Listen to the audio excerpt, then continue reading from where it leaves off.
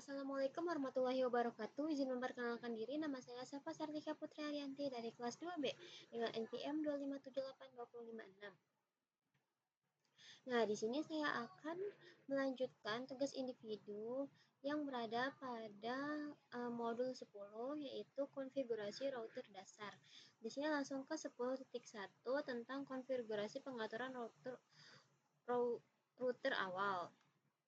Ini adalah langkah-langkah konfigurasi router dasarnya. Yaitu yang pertama kita akan mengkonfigurasi nama perangkat. Ini adalah adanya. Terus yang kedua amankan modenya. Ini amankan mode penggunanya. Kalau ini amankan akses telnetnya atau jarak jauh. Ini amankan semua kata sandi dalam file konfigurasi. Lalu yang keenam berikan pemberitahuan hukum dan yang ketujuh adalah simpan konfigurasinya. Lanjut ke 10.1.2 tentang contoh konfigurasi router. Nih, di dalam contoh ini router 1 dalam diagram topologi akan dikonfigurasi dengan pengaturan awal. Ini seperti gambar ini. Nah, untuk mengkonfigurasi nama perangkat untuk R1 yaitu gunakan perintah berikut. Ini adalah perintah-perintahnya. Perintah ini bagaimana prom router sekarang menampilkan nama host routernya. Semua akses router harus diamankan. Mode X istimewa memberikan pengguna akses lengkap ke perangkat dan konfigurasi lainnya. Oleh karena itu, ini adalah mode terpenting untuk mengamankannya. Ini adalah pemberitahuan hukum peringatan bahwa perangkat hanya boleh diakses oleh pengguna yang diizinkan.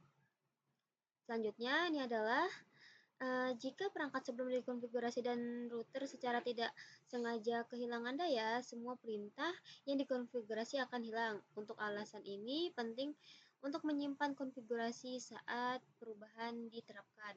Ini adalah perintah berikut ini adalah untuk menyimpan konfigurasi ke npram-nya. Nah, di sini adalah pemeriksaan sintaks atau konfigurasi pengaturan router awal. Cara meriksanya yaitu menggunakan konfigurasi nama perangkat, terus amankan modenya, lalu amankan dan aktifkan akses SSH dan telnet jarak jauh, lalu amankan semua kata sandi teks biasa. Yang terakhir berikan pemberitahuan hukum. Oke, lanjut.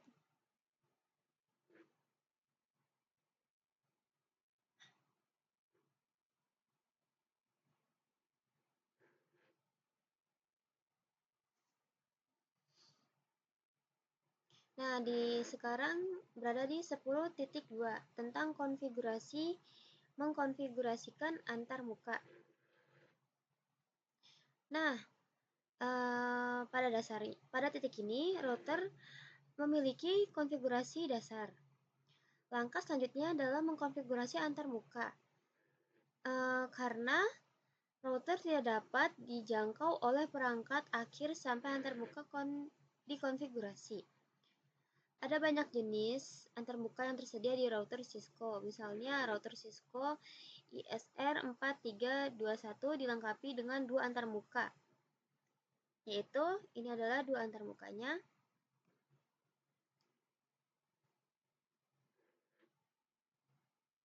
Lanjut. 10.2.2 tentang mengkonfigurasi antarmuka router example. Di dalam contoh gambar ini adalah antarmuka R1 yang menghubungkan langsung dalam diagram topologi yang akan diaktifkan. Lalu ini adalah perintah untuk mengkonfigurasi antarmuka pada R1. Lanjut di sini 10.2.3 kita verifikasi konfigurasi antarmuka. Ada beberapa perintah yang dapat digunakan untuk memverifikasi konfigurasi antarmuka. Yang paling berguna adalah perintah brief antarmuka. Brief antarmuka show AP dan show APv6 interface brief. Nah, seperti yang digunakan pada contoh di gambar ini.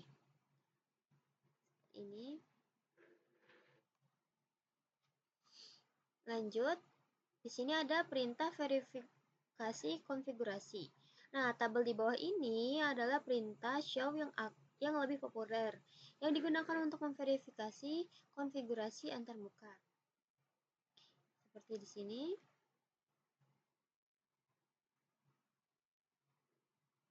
Lalu di sini pemeriksaan sintaks mengkonfigurasi antarmuka.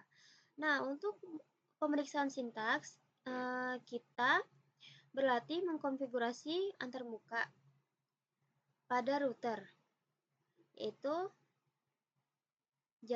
jelaskan tautan sebagai tautan ke LAN. Lalu mengkonfigurasi alamat IPv4 sebagai 192.168.10.1 dengan subnet mask. Lalu konfigurasi alamat IPv6 sebagai 2001 ini dengan panjang awalannya yaitu adalah ini. Terus yang terakhir kita tinggal mengaktifkan antarmukanya. Oke, yang terakhir.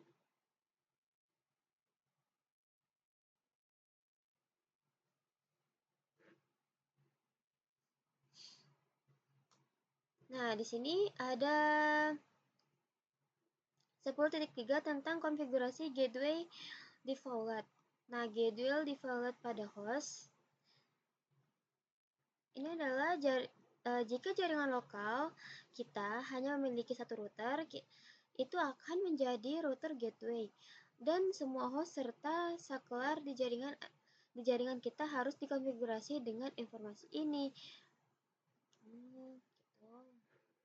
Nah, agar perangkat akhir dapat berkomunikasi melalui jaringan, perangkat tersebut harus dikonfigurasi dengan informasi alamat IP yang benar, termaksud alamat gateway default-nya. Gateway default ini hanya digunakan ketika host ingin mengirim paket ke perangkat di jaringan lain. Alamat gateway umumnya adalah alamat antarmuka router yang terpasang ke jaringan lokal host, alamat IP. Nah, alamat IP ini perangkat host dan alamat antarmuka router harus berada di jaringan yang sama. Ini adalah contoh gambarnya. Lanjut ke 10.3.2 tentang gateway default pada saklar. Saklar yang menghubungkan komputer klien biasanya merupakan perangkat lapisan 2. Dengan demikian, saklar layer 2 tidak memerlukan alamat IP agar berfungsi dengan baik. Namun, konfigurasi IP dapat dikonfigurasikan pada saklar untuk memberikan akses jarak jauh administrator ke saklarnya. Oke, alamat gateway default biasanya dikonfigurasi pada semua perangkat yang akan berkomunikasi di luar jaringan lokal mereka. Nah, dalam contoh ini, host administrator akan menggunakan gateway default untuk mengirim paket ke antarmuka. Itu ini. Nah, akan meneruskan paket ke S1 dari antarmuka ini. Karena alamat IPv4 sumber paket berasal dari jaringan lain. Jadi S1 ini akan memerlukan gateway default untuk meneruskan paket antarmuka ke ini. Nah, oleh karena itu S1 harus dikonfigurasi dengan gateway default untuk dapat membalas dan membuat koneksi SSH dengan host administratifnya. Oke, kita lanjut saja ke modul 13. Ini kita satuin aja. Untuk tugas individu, kali ini saya akan menyatukan tugas individu dari modul 10 dan modul 13. Di sini modul 13 tentang ICMP.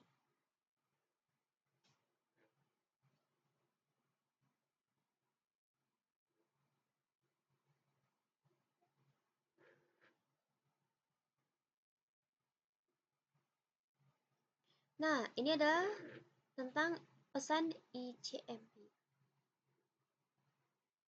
Nah, dalam topik ini kita akan mempelajari tentang berbagai jenis protokol pesan kontrol internet atau disebut sebagai ICMP dan alat yang digunakan untuk mengirimnya.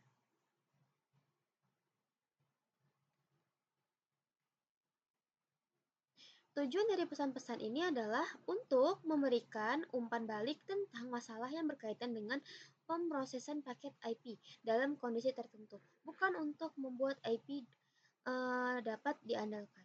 Pesan ICMP ini tidak diperlukan dan seringkali tidak diizinkan dalam jaringan karena alasan keamanan. Nah, ICMP tersedia untuk IPv4 dan IPv6. Ini adalah protokol pesanan untuk IPv4. ICMP v6 menyediakan layanan yang sama untuk IPv4 tetapi menyertakan fungsionalitas tambahannya. Nah, jenis pesannya dan alasan mengapa pesan tersebut dikirim. Sangat luas pesan ICMP ini yang umumnya untuk ICMP v4 dan ICMP v6 dan dibahas dalam modul ini, meliputi jangkauan tuan rumah, tujuan atau layanan tak dapat dijangkau, lalu waktu yang terlampau. Langsung saja ke ini, jangkauan host. Pesan GEMA dapat digunakan untuk menguji keterjangkauan host pada jaringan IP. Host lokal mengirimkan perintah GEMA ke host jika host tersedia. Host tujuan memproses dengan echo replay pada gambar ini. Coba kita klik.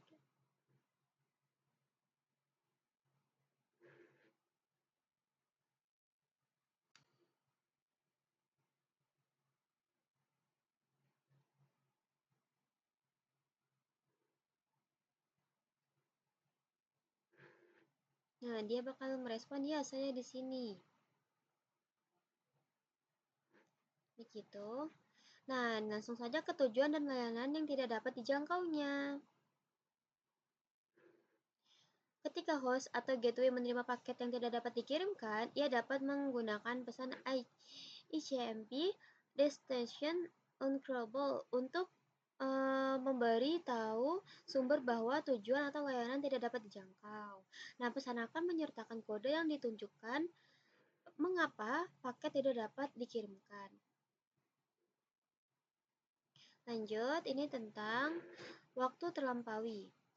Nah, ini digunakan oleh router untuk menunjukkan bahwa paket tidak dapat diteruskan karena bidang time to life atau TTL paket dikurangi menjadi 0.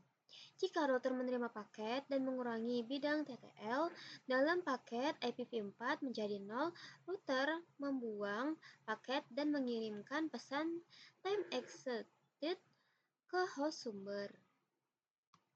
Lanjut ke pesan ICMP v6.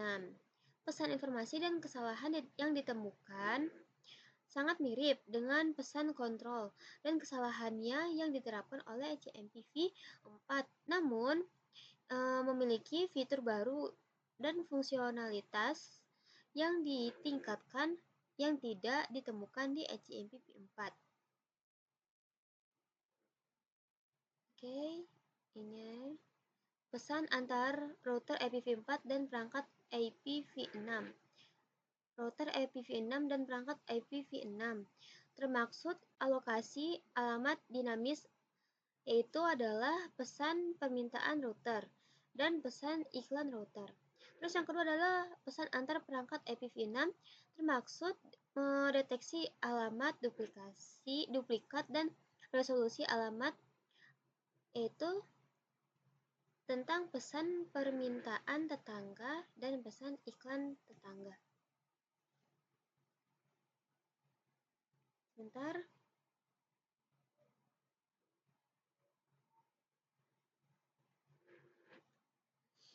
Oke, lanjut.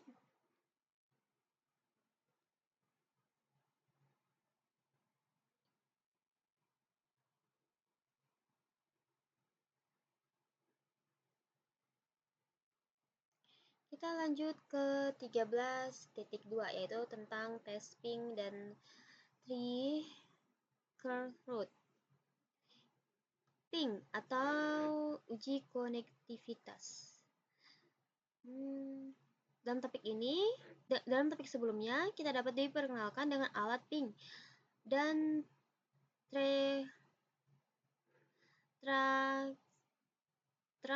root.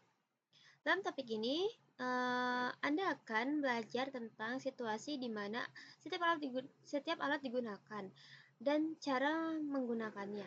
Ping adalah utilitas pengujian IPv4 dan IPv6 yang menggunakan permintaan gema ICMP dan pesan balasan gema untuk menguji konektivitas antar host. Untuk menguji konektivitas ke host lain jaringan, permintaan gema dikirim ke alamat host menggunakan perintah ping. Jika host alamat yang ditentukan menerima permintaan gema, ia merespon dengan balasan gemanya. Saat setiap balasan gema diterima, ping memberi umpan balik tentang waktu antara saat permintaan dikirim dan saat balasan diterima. Ini bisa menjadi ukuran kinerja jaringannya. Ping loopback. Ping ini dapat digunakan untuk menguji konfigurasi internal IPv4 dan IPv6 pada localhost. Untuk melakukan pengujian ping, alamat loopback lokal yaitu adalah ini 127.0.0.1.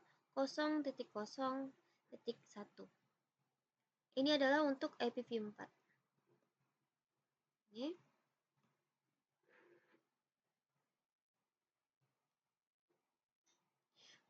Ping Gateway Default. Kita dapat menggunakan ping untuk menguji kemampuan host untuk berkomunikasi di jaringan lokal. Ini umumnya dilakukan dengan melakukan ping alamat IP Gateway Default host. Ping yang berhasil ke Gateway Default menunjukkan bahwa host dan antarmuka router yang berfungsi sebagai gateway default keduanya beroperasi maksudnya di jaringan lokasi. Nah, untuk pengujian ini alamat gateway default paling sering digunakan karena router biasanya selalu beroperasi jika alamat gateway default tidak merespon. Nah, ping dapat dikirim ke alamat IP host lain di jaringan lokal yang diketahui beroperasi. Gitu. Lalu, ping host jarak jauh. Ping juga dapat digunakan untuk menguji kemampuan host lokal untuk berkomunikasi di seluruh antar jaringan. Host lokal dapat melakukan ping host IPv4 operasional dari jarak jauh, seperti yang ditunjukkan pada gambar ini. Router menggunakan tabel return IP-nya untuk meneruskan paket.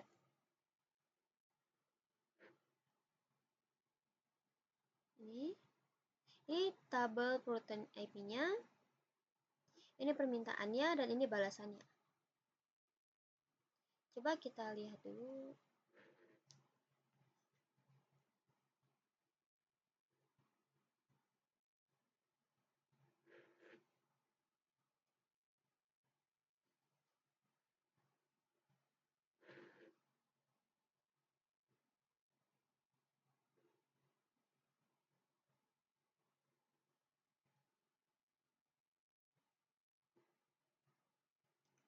Oke, kira-kira seperti itulah ya. Lanjut ke uji jalur. Nah, ping digunakan untuk menguji konektivitas antar dua host tetapi tidak memberikan informasi tentang detail perangkat antar host. Tricord adalah utilitas yang utilitas ya benar ternyata yang menghasilkan daftar lompatan yang berhasil dicapai di sepanjang jalur. Daftar ini dapat memberikan informasi verifikasi dan pemecahan masalah yang penting. Jika data pencapaian tujuan, maka pelecakan mencantumkan antarmuka setiap router di jalur antar host. Nah, jika data gagal pada beberapa lompatan di setiap sepanjang jalan, alamat router terakhir yang merespon jejak dapat memberikan indikasi di mana masalah atau belasan keamanan ditemukan. Nah, ini nih waktu peluang pergi atau RRT. Menggunakan record memberikan waktu peluang pergi untuk setiap lompatan di sepanjang jalur dan menunjukkan jika lompatan gagal merespon. Lalu batas hop IPv4 TTL dan IPv6. Record menggunakan fungsi bidang TTL di IPv4 dan bidang hop limit di IPv6 di Elder Layer 3 bersama dengan pesan ICMP time extended putar animasi. Kita akan memutar animasi pada gambar ini untuk melihat bagaimana record memanfaatkan TTL. Router jejak. Bakal ke sini. Nah, ini nih waktu HMP terlampaui. Oke, dia akan kembali lagi. Sini. Nah, router jejaknya.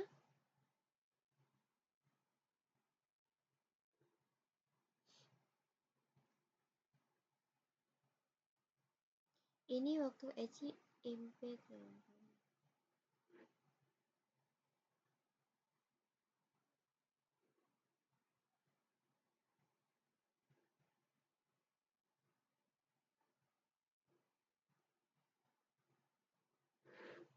Nah, intinya dia kayak set gitu ke sini. Kita skip dulu coba sampai sini.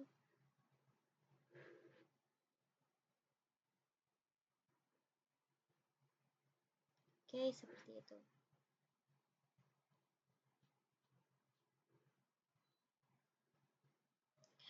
Oke, saya kira sudah cukup untuk menjelaskan modul 13 dan modul 10. Bila ada kata yang salah mohon dimaafkan. Saya akhiri. Wassalamualaikum warahmatullahi wabarakatuh.